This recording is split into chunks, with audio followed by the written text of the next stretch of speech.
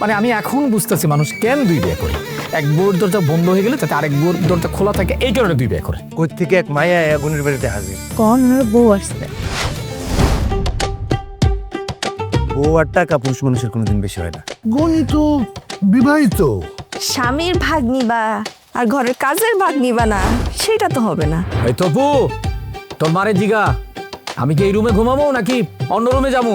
এই আমি তোর বউ, তুই আমার চেনা, তুই আমার বিয়া করে রাইখা আসছিস, তোর কত বড় সাহস? হ্যাঁ, আমার বিয়ার বয়স হয়েছে, আর ওদিকে গণি বেড়ে দেন একজন মানুষ, দুইজন জনের সংসার করতেছে।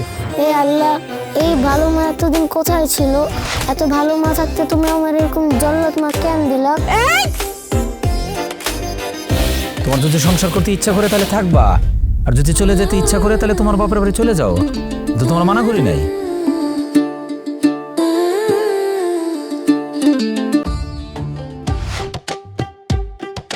তুই তো বংশই এমন, তোর দাদার বাপে দুইটা বিয়া করছে, তোর দাদাই দুইটা বিয়া করছে, তোর বাপে ভালো হইব কেমনে?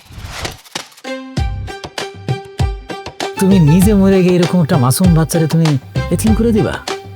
বাপে মরলেও ফলাফাইন এটিম হয়।